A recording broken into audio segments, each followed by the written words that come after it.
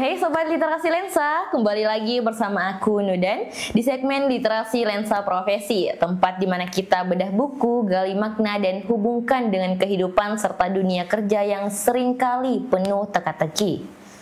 Di episode kali ini kita akan menyelami karya terbaru dari Brian Krishna yang tak kalah menohok, satir dan penuh filosofi, yaitu Parabel. Parabel adalah karya sastra kontemporer dari Brian Krishna, diterbitkan oleh Gramedia dan hadir dalam balutan narasi alegoris yang kaya akan simbol. Buku ini hadir dengan jumlah halaman sekitar 200-an dan bisa kalian temukan di toko buku offline maupun online. Berbeda dari karya sebelumnya yang realis dan personal, Parabel menggunakan pendekatan simbolik dan semi fantastik untuk menyampaikan kritik sosial dan eksistensial.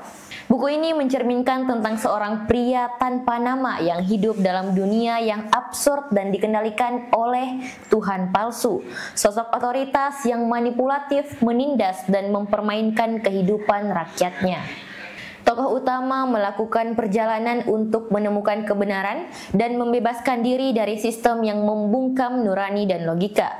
Sepanjang perjalanan, ia bertemu dengan berbagai karakter yang mencerminkan wajah masyarakat. Ada yang penakut, ada yang pengekor, ada pemberontak, dan mereka yang memilih untuk buta. Namun, Parabel bukan kisah revolusi semata. Ia adalah kisah pencarian makna tentang kebebasan, kesadaran, dan pertanyaan terbesar, siapa sebenarnya yang mengendalikan hidup kita? Parabel menyuarakan banyak isu sosial yang dekat dengan realitas kita. Yang pertama, kepalsuan otoritas dan manipulasi publik. Tuhan palsu adalah metafora dari pemimpin atau sistem yang memanfaatkan kekuasaan untuk memelintir kebenaran. Yang kedua, kebebasan berpikir dan krisis identitas.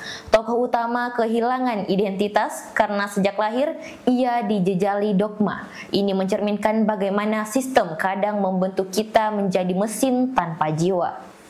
Yang ketiga, kesadaran sebagai bentuk pembebasan. Satu-satunya cara melawan bukan lewat senjata, tapi lewat kesadaran. Momen ketika seseorang mulai bertanya, mulai meragukan, itulah awal kebebasan.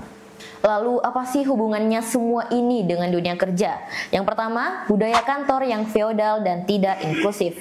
Seringkali sistem di kantor mengharuskan kita untuk ikut saja alih-alih berpikir kritis. Padahal inovasi lahir dari pertanyaan, bukan kepatuhan buta. Kedua, pentingnya kepemimpinan yang manusiawi. Pemimpin sejati bukan yang menciptakan ketakutan, tapi yang membebaskan potensi dan kepercayaan. Ketiga, menemukan suara di tengah tekanan struktural.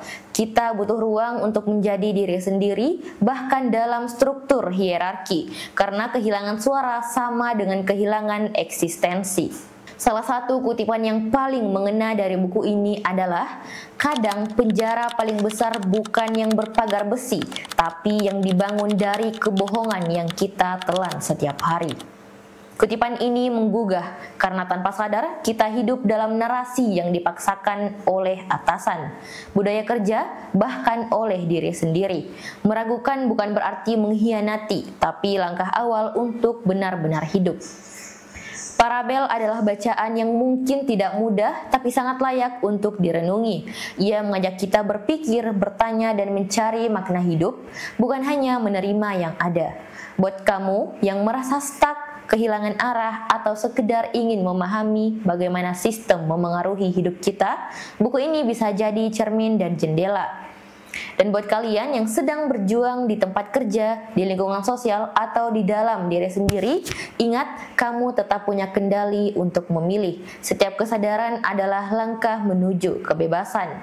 Terima kasih banyak sudah menyimak Literasi Lensa Profesi sampai akhir. Kalau kamu suka video yang membedah fiksi tapi terasa nyata seperti ini, jangan lupa like, komen, dan subscribe ya. Dan jangan takut untuk bertanya, karena pertanyaan bisa jadi awal dari perubahan. Sampai jumpa di episode selanjutnya.